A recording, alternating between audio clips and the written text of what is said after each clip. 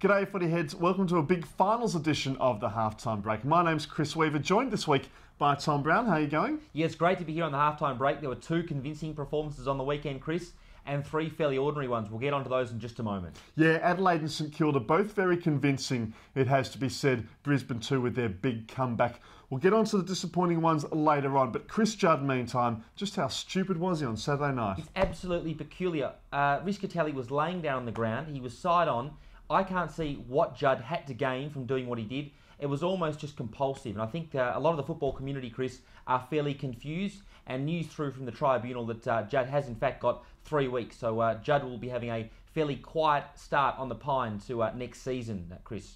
Yeah, he decided to appeal the original 3-match ban. It failed, and quite rightly so, I think so too. No place for that sort of thing in the game. Brisbane's comeback, meantime, well, I hope that doesn't get too badly shadowed by the Judd incident. They were brilliant. 29 points down early in the final term. Black, Brown and Bradshaw, they're 3 stars and the 3 best players on the field. Yeah, the old guard, particularly Bradshaw and Brown. Geez, I'd like to have those guys up forward in my team. They are absolutely terrific players. It reminded me a bit of when the Bombers came back against North that day back in the late 90s. Yeah, 2001, yep. 2001, sorry. They were absolutely terrific, Brisbane. They've got a bit of a Chuck Norris never say die attitude, and the Western Bulldogs want to be beware because they're very, very hard to beat. They just keep coming, Chris. They do indeed, and Josh Drummond out was a big loss too for them last Saturday night. They'll be hoping he's back at the MCG this weekend. And congratulations this week too to Gary Ablett, the Lee Matthews Trophy winner, voted the best player in the league for the 3rd time in succession by his peers. It's never been done before. Yeah, we're absolutely lucky. We've seen Riewoldt at the top of his game this year,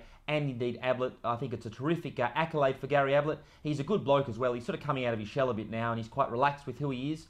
And I think we'll see the best from Gary Ablett for many years to come. And good on him. He's a good bloke, Gary Ablett, and good for footy. He is indeed, and he performed so admirably too last Saturday afternoon at the MCG, which brings us on to final stars replacing the rising fast this week. He was one of many, Tom Brown, but I can think of a couple of others too who really shone on the weekend. Yeah, there certainly were. I thought Nick Riewoldt was absolutely terrific on Sunday afternoon against Collingwood. It was time for him to stand up as captain, and he did so. He has had his detractors in the past, Chris, but some of his shots from outside 50 really set a benchmark. And good on Nick Riewoldt. They're a team to reckon with St Kilda, I think, at the minute, Chris. They are going very, very well. Corey Enright, another Geelong player who deserves his accolades this season. 17 disposals in the first term. He helped set up that big quarter-time lead for the Cats. I'm going for the Porpoise, though, as well. Jason Porplyzia, another big performance, this time on the big stage. 5 goals for Adelaide on Friday night. Yeah, absolutely. But also, we should mention some of the players that are transferred from other clubs as well. Adam Schneider played very, very well for St Kilda on the weekend. And just some of those guys that are really taking their opportunities as well, Chris. It's great to see those guys at this time of year take their opportunities, much like what Stuart Dew did last year. Yeah, and we usually at this time, Tom, go the sinking ship. This week it's finals flops. We look at the other end of the spectrum, those who really failed to stand up on the big stage. 2 that I want to raise for you this week.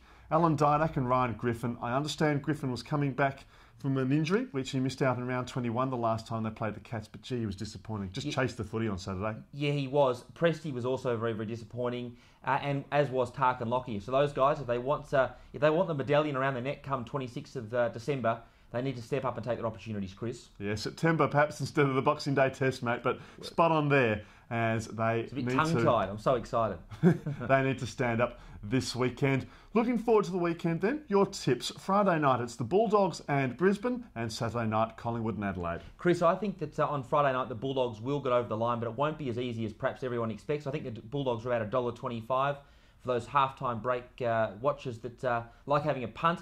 I think Brisbane are pretty good, so let's just watch that very carefully on Friday night. Unfortunately, I think Adelaide will roll Collingwood. They haven't given me any indication of the last 2 weeks with their 2 consecutive losses that they can get rid of some of the demons up forward. They obviously won't play Rocker. I think he's injured and he's probably played his last game.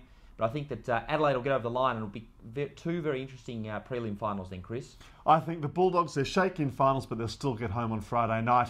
And Collingwood to go out on straight sets, I hate to say it for you, Tommy, on Saturday night. It's Adelaide for mine. The best chance of a premiership since the top 8 was restructured in 2000 from outside the original top 4. That's it for this week, Footy Heads. Leave your comments below. We'll see you later. Thanks, Footy Heads.